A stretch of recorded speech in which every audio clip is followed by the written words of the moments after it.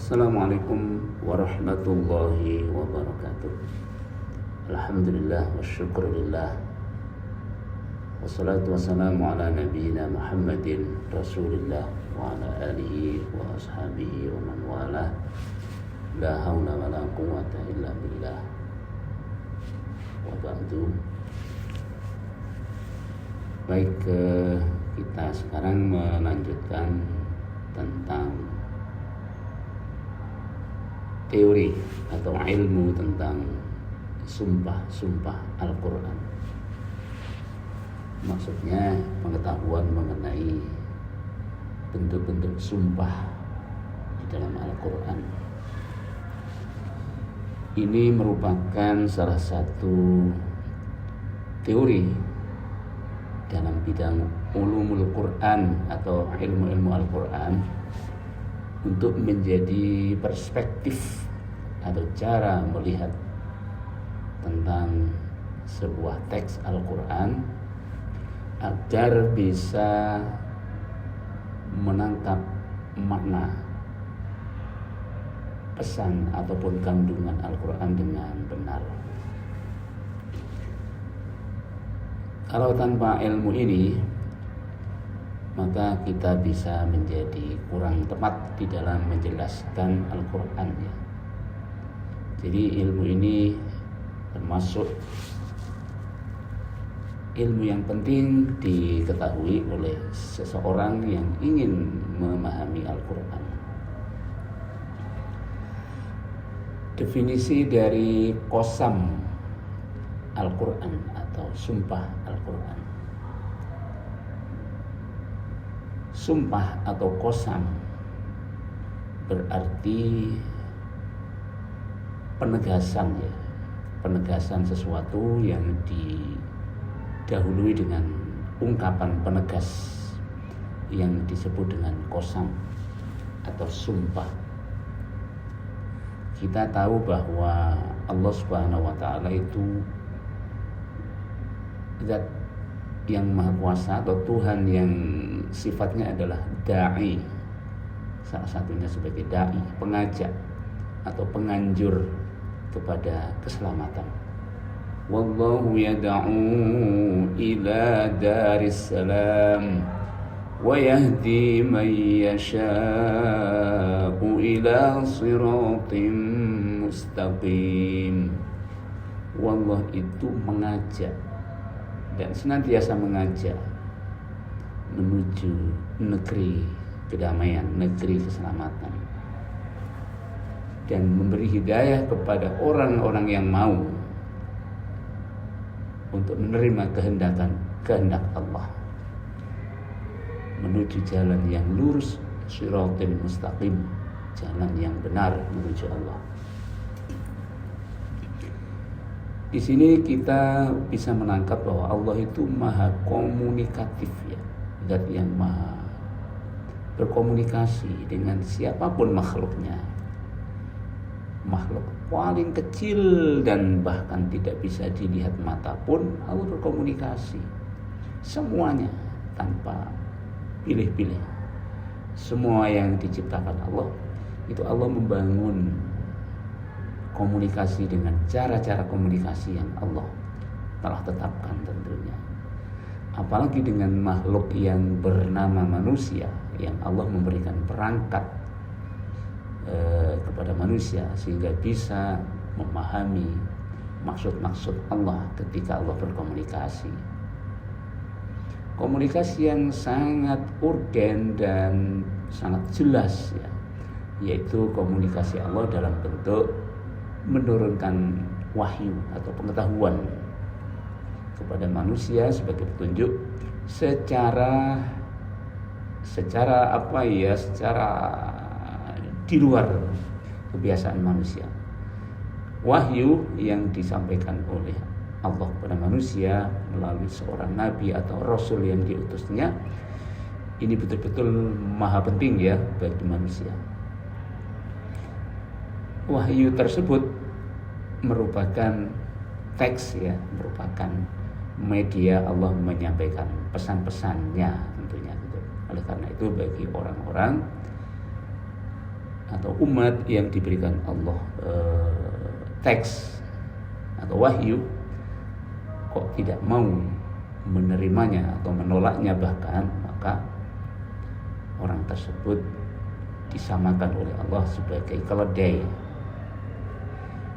sebagaimana firman Allah dalam surah Al-Jum'ah ya, bahwa perumpamaan orang-orang yang diberikan teks atau wahyu oleh Allah, ayat-ayat Allah lah itu istilahnya, namun dia tidak mau memahaminya, bahkan berpaling dari teks wahyu itu, maka orang tersebut diumpamakan sebagai keledai yang membawa teks wahyu dari Allah. Jadi itu seburuk-buruk makhluk Allah, ketika diberikan teks dakwah Allah berupa wahyu itu tidak mau merespon dengan sebaik-baiknya. Mudah-mudahan kita terhindar dari itu. Nah, di antara bentuk gaya cara Allah memberi teks, memberi wahyu kepada kita adalah dalam bentuk atau model qasam atau sumpah. Saudara-saudara sekalian, hadirin, dalam konteks ilmu Al-Quran, qasam diartikan sebagai ungkapan sumpah di dalam Al-Quran yang digunakan oleh Allah untuk menegaskan suatu pesan atau suatu kebenaran, untuk memperkuat risalah atau pesan, atau juga untuk menarik perhatian manusia terhadap sesuatu yang sangat penting tentunya. Bahasa Arab sejak masa jahiliyah, saudara-saudara sekalian, telah mengenal budaya sumpah. Ini tradisi orang Arab ya, dengan bahasa yang sudah tinggi waktu itu telah mengenal tradisi atau gaya bahasa sumpah sebagai bentuk penegasan pesan gitu.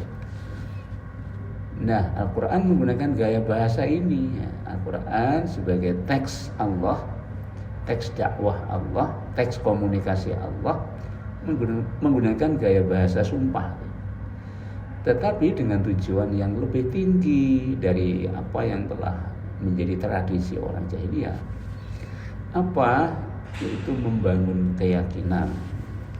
Keyakinan kalau nggak disampaikan dengan bentuk qasam, itu orang yang menerima kurang tergugah untuk meyakini apa atau pesan yang disampaikan tentunya. Menggugah kesadaran juga gunanya, dan menunjukkan tanda-tanda kekuasaan Allah. Contoh. Wal 'ashr innal insana lafi khusr. Itu. Wal 'ashr, demi masa, demi waktu. Maksudnya waktu hidupnya manusia ini, masa hidupnya manusia. Itu dipakai oleh Allah sebagai sumpah. Wal 'ashr, demi 'ashr. Innal insana lafi khusr. Sungguh manusia berada dalam kerugian yang nyata. Illa, kecuali manusia tidak akan dalam keadaan kerugian. Illal ladzina amanu, kecuali orang-orang yang mau beriman dalam waktu itu. Jadi waktunya digunakan untuk iman, wa amilu as-solihati, wa amilus solihat, dan mau melaksanakan kebaikan-kebaikan, berperilaku yang baik. Terus watawasau bil haqqi watawasau bis sabr, dan mau saling berpesan, saling mengingatkan untuk memegangi kebenaran, dan mau saling mengingatkan untuk berbuat kesabaran. Nah, itu 4 poin ini menjadikan seseorang yang memiliki asr, memiliki waktu, tidak akan berada dalam kerugian. Nah, surat Al-Asr sebutannya ini diawali dengan sumpahnya. Itu contoh penggunaan model atau gaya sumpah di dalam menjelaskan pesannya. Nah, saudara-saudara sekalian, hadirin sekalian, sumpah itu bukan sekedar gaya retoris loh ya, melainkan penegasan bahwa waktu atau asr itu memiliki nilai sangat penting bagi kehidupan manusia itu. Karena itu disampaikan dalam bentuk sumpah. Wal 'asri, wa itu menjadi adatul qasam atau perangkat sumpah. Wa bukan wawu ataf, wawu kata penghubung, tetapi wawu sumpah. Yaitu wa yang ketika masuk kepada kalimat isim, maka kalimat isim yang dimasuki oleh wawu qasam, wawu sumpah ini majrur ya. I'rabnya majrur, dibaca jar. Karena harf qasam wa itu menjadi jarun, pengejar yang mengejarkan, sehingga tersusun menjadi jar dan majrur. Wal asri wa harful jar, harful qasam, al asri majrur karena menjadi objek sumpah atau sarana sumpah demi waktu atau demi masa hidupnya manusia. Yes. Nah sekarang kita apa sih itu unsur-unsur atau arkan, rukun atau unsur-unsur yang tidak ada, artinya harus ada dalam sumpah.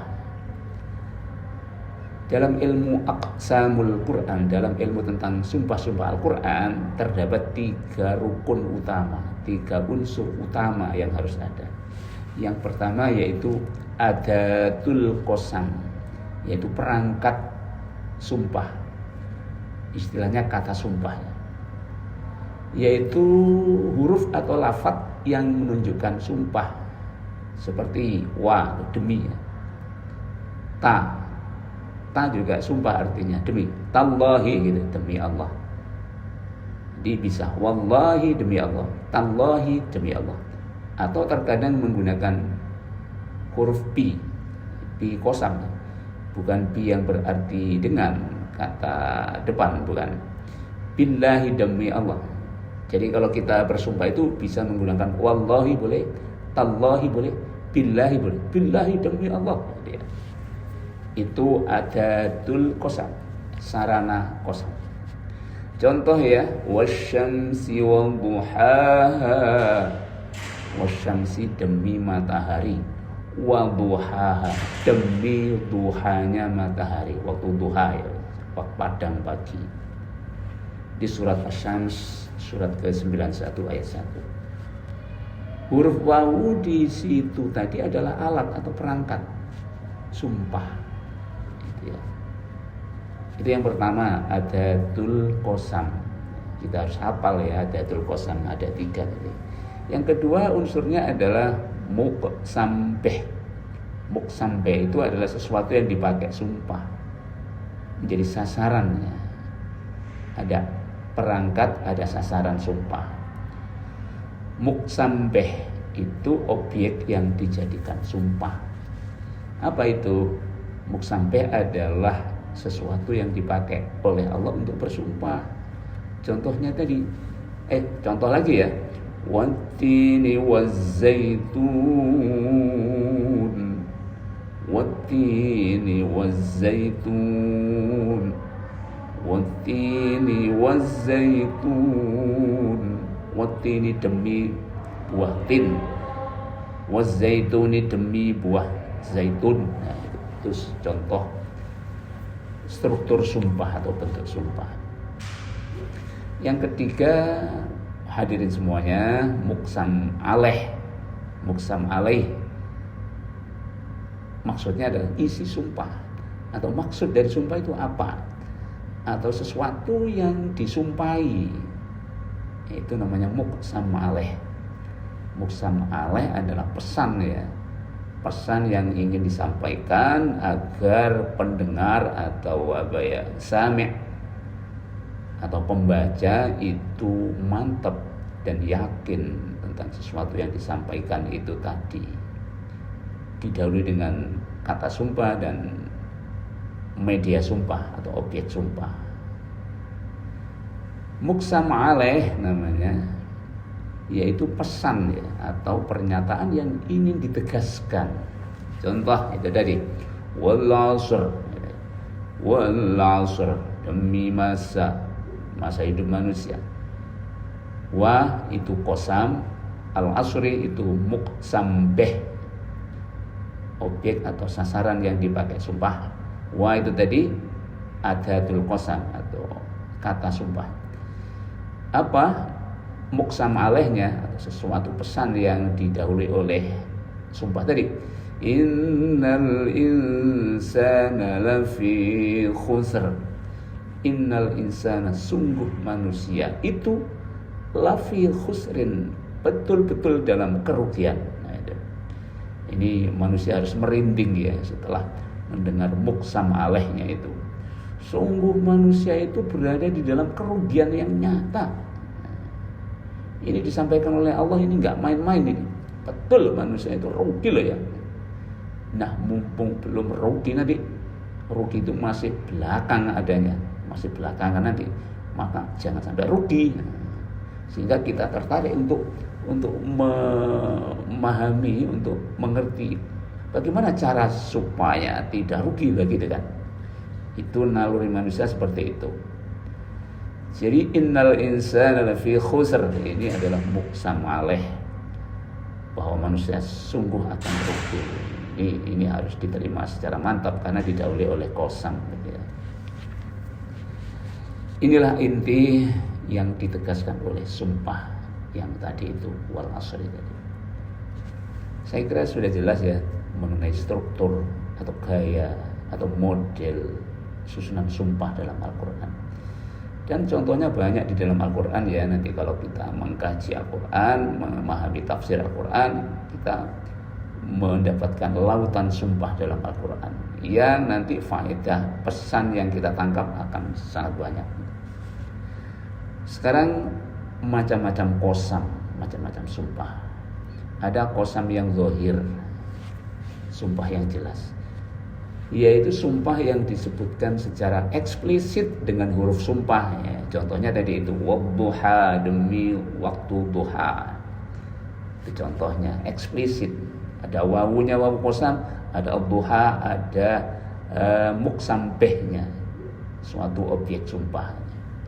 Di sini muqsam alaihnya tidak disebutkan di contoh ini. Yang kedua ada model qasam mudmar, sumpah yang tersembunyi. Apa itu sumpah yang mudmar atau tersembunyi? Yaitu sumpah yang tidak disebutkan secara langsung, tetapi dipahami dari makna kalimat sebagai sumpah.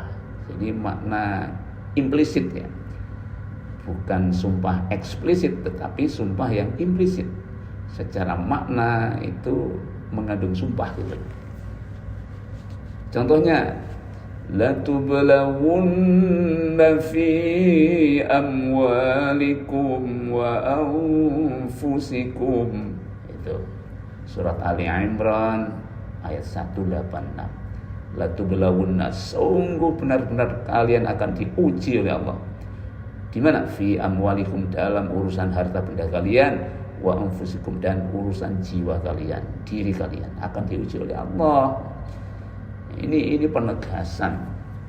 Ini sekaligus di sini ada sumpah tersembunyi, yaitu diawali dengan lam ibtidak, lamul qasam namanya itu, lamul ibtidak. Dibaca pendek, bukan la panjang. Kalau la panjang itu la nafi, la tidak, tapi bacanya harus pendek. La tublawunna, sungguh, demi, benar loh ini kalian pasti diuji oleh Allah. Harta benda kalian, jiwa dan diri kalian gitu. Ini qasam tersembunyinya adalah la, itu tadi lamul ibtidak, sungguh artinya, atau demi, benar-benar. Dan sekaligus qasam dan muqsam bihnya di situ tersembunyi. La muqsam alaihnya atau pesan yang disampaikan ya ini tadi, berupa keseriusan bahwa cobaan itu dialami dan dihadapi oleh kita semua, kita manusia, harta benda, jiwa dan diri kalian, diri kita semua akan mendapat ujian. Karena itu dalam Al-Quran bahwa orang hidup itu tidak ada yang tidak ada ujian, mesti menghadapi ujian. Kita beriman saja ada ujian, itu jelas. Memang Allah sendiri di dalam Al-Quran akan mencobai iman kita ya. Dan orang yang tidak beriman pun dapat ujian bagaimanapun. Gitu. Diuji misalnya sakit, misalnya gagal. Cuma bagi orang yang tidak beriman pada Allah atau orang kafir mendapat ujian, dia biasanya ya putus asa.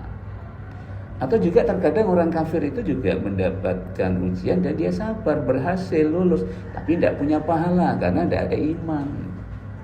Tidak ada kesabaran yang ditumbuhkan oleh iman, sehingga kelulusan mereka dalam menghadapi ujian orang karena kafir ya gak dapat pahala dari Allah. Tetapi kalau orang beriman dan diuji itu senang, malahan alhamdulillah diuji, maka imannya semakin kokoh dan semakin dekat dengan Allah, maka kesabarannya mendapat pahala. Pahala sabar itu gak ada yang tahu pahalanya kecuali Allah. وَجَزَاهُمْ بِمَا صَبَرُوا جَنَّةً وَحَرِيرًا. Dan Allah pasti membalas mereka sebab mereka telah sabar dengan imannya itu, orang mukmin ya. Dibalas jannatan, dapat surga di akhirat besok, wahariron, dan dapat pakaian-pakaian sutra. Alhamdulillah. Itu contoh ya saudara-saudara sekalian, contoh qasam yang implisit, tidak ada wujud kata sumpahnya dan juga tidak ada wujud muksambehnya, tapi langsung di situ kalimat yang merupakan teks yang berisi pesan, cuma diwakili oleh lamul ibtidak tadi, lam yang berarti sungguh atau penegasan.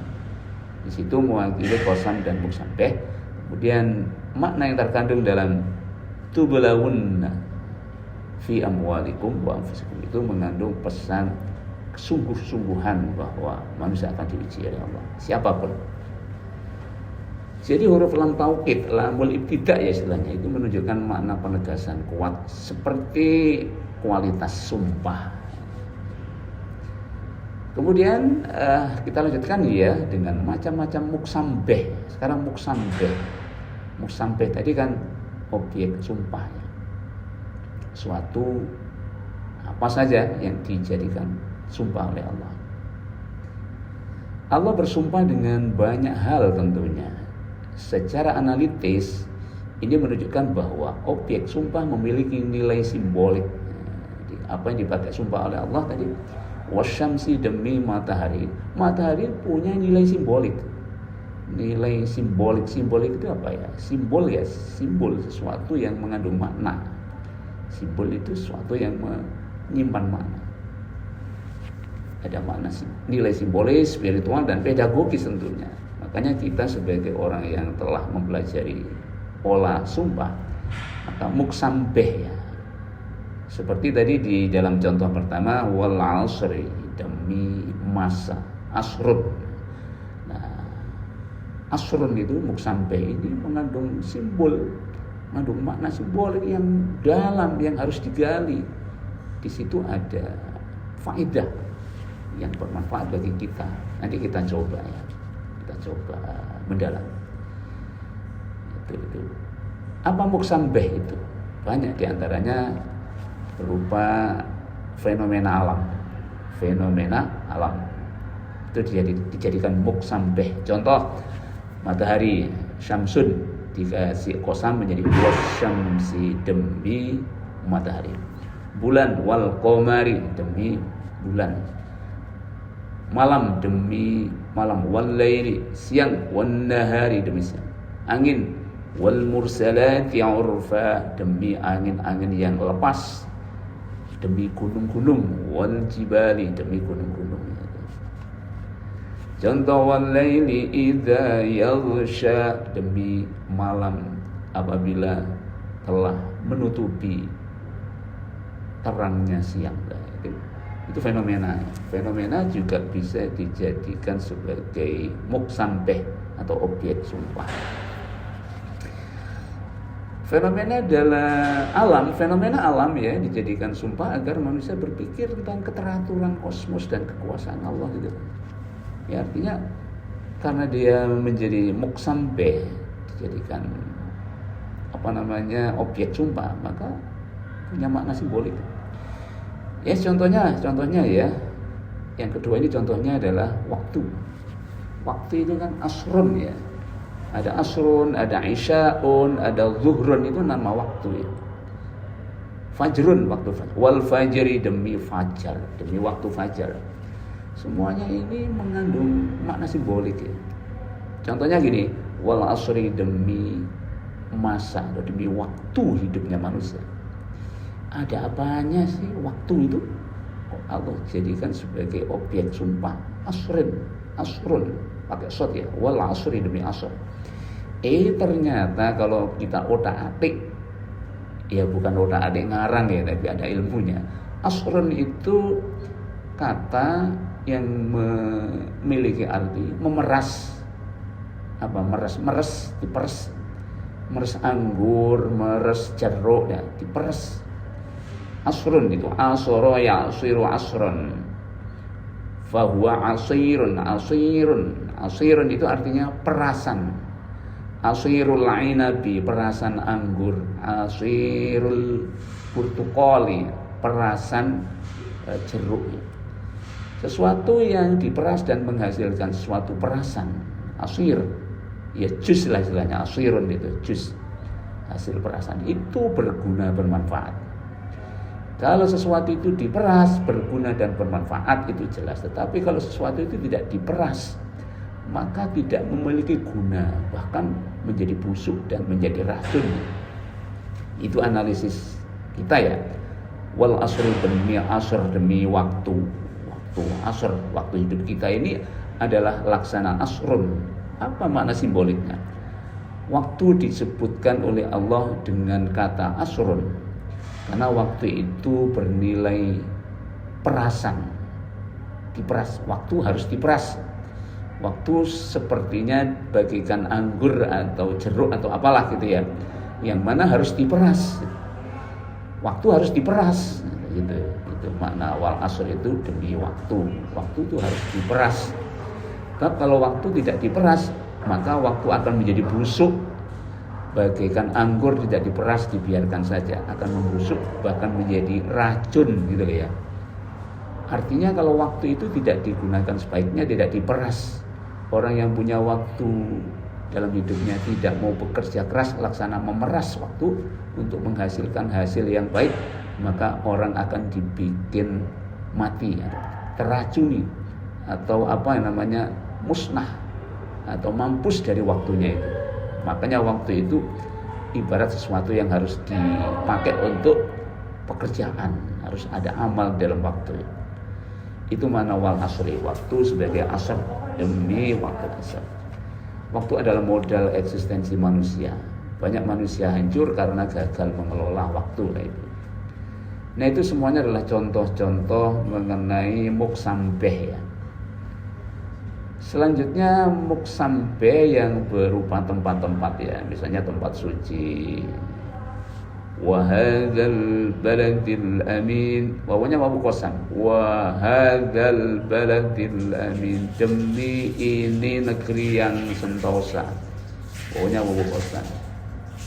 Kenapa hadzal baladil amin dijadikan muksambeh, objek sumpah ya? Karena memiliki makna simbolik ya. Karena negeri yang aman sentosa, maksudnya negeri Mekah itu memiliki kegunaan spiritual yang sangat tinggi sehingga orang menjadi aman ya. Ada sumpah dengan menggunakan makhluk hidup, contohnya wan nazi'ati ghurqa, demi malaikat-malaikat yang mencabut nyawa dengan keras, nyawanya orang kafir. Itu malaikat ya dipakai sebagai muksambeh. Itu maknanya apa muksambeh? Kita harus hati-hati, ada malaikat yang mencabut nyawa. Sekarang tentang keadaan muksam aleh ya. Tadi kita bicara muksam beh, sekarang muksam aleh.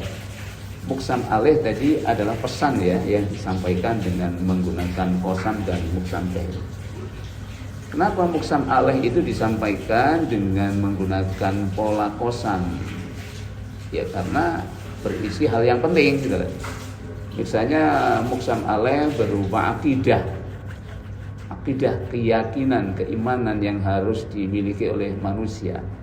Maka itu Allah sampaikan dengan gaya qasam. Contoh, wadzariyati dzarwa, demi angin yang yang menerbangkan debu. Wadzariyati dzarwa falhamilati wiqra, dan itu faljariyati yusra. Itu ayat surat Adz-Dzariyat ya, diawali dengan model sumpah. Wawunya wawu qasam, dzariyati adalah muqsam bih. Apa muqsam alaihnya? Muqsam alaihnya adalah innama tu'aduna lasadiq. Sungguh apa yang dijanjikan oleh Allah kepada kalian merupakan hal yang benar terjadi. Nah, ini surat ini dengan model qasam ini disampaikan untuk menolak keyakinan salahnya orang kafir yang tidak percaya adanya hari kebangkitan di akhirat. Makanya surat ini menggunakan pola sumpah, wadzariyati dzarwa, dan seterusnya. Muqsam alaihnya, pesannya innama tu'aduna lasadiq wa innad dina lawaqi'. Itu menjadi mantap orang yang mendengarkannya. Terkadang juga berupa moral ya. Di muqsam alaih berupa moral dan perilaku manusia, agar moralitas itu dipelihara oleh manusia sehingga perilakunya mulia, dan itu menjadi modal manusia mencapai keselamatan. Contohnya wasyamsi wal duhaha gitu ya, wal qamari idza talaha, dan seterusnya. Ini sumpah berderet ya, sumpah-sumpah dalam surat Asy-Syams banyak. Muqsam alaihnya apa? Pesan yang ingin disampaikan Allah apa? Qad aflaha man zakkaha, sungguh beruntunglah orang yang membersihkan jiwanya. Sebelum ini sumpahnya Allah, wa nafsi wa ma sawwaha, demi jiwa dan proses penyempurnaannya. Itu ya harus diperhatikan. Jadi kesuksesan menurut Al-Quran bukan hanya ke ekonomi di situ, tetapi kemampuan membersihkan jiwa. Jadi membersihkan jiwa menjadi penting. Karena itu Allah sampaikan perintah Allah membersihkan jiwa itu dengan pola qasam. Baik tujuan dan hikmah qasam dalam Al-Quran apa? Jadi dengan uraian pengantar tadi mengenai qasam ya, kita sudah jelas bahwa tujuan atau hikmah Al-Quran menyampaikan pesannya itu Allah ya menggunakan model qasam apa? Yang pertama, memberikan penegasan tentang kebenaran. Sumpah memperkuat pesan yang penting yang disampaikan, yang didahului oleh qasam itu tadi. Kemudian tujuan yang lainnya bisa menarik perhatian manusia. Sebab naluri manusia itu ketika mendengar orang sumpah ya, saya bersumpah misalnya, billahi, demi Allah saya bersumpah, saya akan melakukan ini ya. Maka orang akan menerima, oh ya orang ini akan melakukan ini janjinya. Dia berjanji ini didahului oleh sumpah. Maka orang yang mendengarkannya itu mesti menerima, ya menerima. Dia akan konsisten melakukan ini karena dia didahului dengan sumpah. Allah Subhanahu wa taala juga demikian. Kalau awalnya dimulai dengan sumpah, lalu apa pesannya? Muqsam alaihnya itu suatu kepastian ya, terjadinya. Walaupun semua yang disampaikan Allah mesti benarnya, mesti hak atau nyata, tapi kan ditegaskan lagi oleh Allah dengan model sumpah. Yang kedua, tujuannya adalah mengagungkan objek sumpah. Objek sumpah itu ya muqsam bih tadi. Objek yang dijadikan sumpah itu sendiri menunjukkan kemuliaannya. Itu tadi contohnya, wal asri, demi masa hidup manusia. Ini menunjukkan bahwa masa hidup manusia atau waktu hidupnya manusia itu penting loh ya, penting, jangan diabaikan, jangan diremehkan. Manusia kalau tidak mampu memanage waktu hidupnya, nanti dia dibikin celaka oleh waktu hidupnya. Ada juga wal Qur'anil Hakim, demi Al-Quran yang bijaksana, isinya penuh hikmah. Wal Qur'anil Hakim, demi Quran yang penuh hikmah. Ini tujuan muqsam bih dengan kata Al-Qur'anil Hakim, supaya kita mengagungkan Al-Quran, karena Al-Quran itu bijaksana, mengandung hikmah-hikmah. Selanjutnya hikmah dari sumpah itu adalah pendidikan spiritual dan intelektual. Kenapa? Karena qasam bersumpah itu mendidik manusia agar reflektif ya. Dia berpikir gitu dan meyakini apa yang menjadi pesan. Dan juga menjadi kritik terhadap kelalaian manusia. Manusia itu kalau tidak diberi penegasan biasanya lalai atau gampang gitu. Tapi kalau didahului dengan sumpah maka menjadi mantap dan yakin. Nah, saya kira itu mengenai apa itu sumpah ya. Sumpah itu menjadi salah satu gaya bahasa Al-Quran di antara gaya bahasa yang lain. Nanti ini dijelaskan dalam ilmul balaghah, ilmu apa ya, sastra, kesusastraan tinggi Al-Quran. Jadi kesimpulannya ilmu qasam Al-Quran adalah kajian tentang sumpah-sumpah Allah dalam Al-Quran yang berfungsi menegaskan kebenaran, menggugah kesadaran manusia dan juga mendidik manusia. Unsur utama qasam meliputi adatul qasam ya. Yang kedua muqsam bih dan yang ketiga muqsam alaih. Objek sumpah dalam Al-Quran sangat beragam. Terkadang berupa waktu, berupa fenomena alam, berupa tempat yang suci misalnya, tempat yang baik, dan juga berupa makhluk hidup, baik kelihatan mata seperti manusia maupun malaikat-malaikat itu dipakai Allah untuk menjadi muqsam bih ya, objek sumpah. Seperti adanya malaikat pencabut nyawa, itu kita harus supaya kita tahu ada realitas atau entitas ghaib yang kita nggak tahu, kemudian Allah memakainya sebagai muqsam bih. Akhirnya kita menjadi tahu, oh ternyata ada malaikat-malaikat naziat ya, naziat warqon, naziatu ruhil insani warqon, yang mencabut nyawa manusia orang-orang kafir dengan itu kerasnya, yang kesemuanya mengandung pesan spiritual dan sosial. Secara analitis kritis, qasam menunjukkan bahwa Al-Quran membangun hubungan antara iman, moralitas, dan kesadaran kosmik manusia dalam kehidupan nyata. Jadi model qasam ini salah satu model yang dipakai oleh Allah agar kita tertarik ya, untuk memahami pesan dari Al-Quran. Gitu.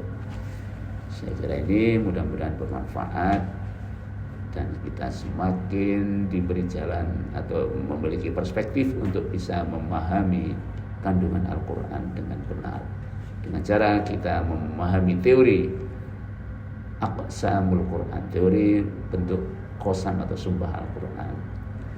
Sekian aja. Subhanakallahumma bihamdik asyhadu an la ilaha illa anta astaghfiruka wa atubu ilaik. Wassalamualaikum warahmatullahi wabarakatuh.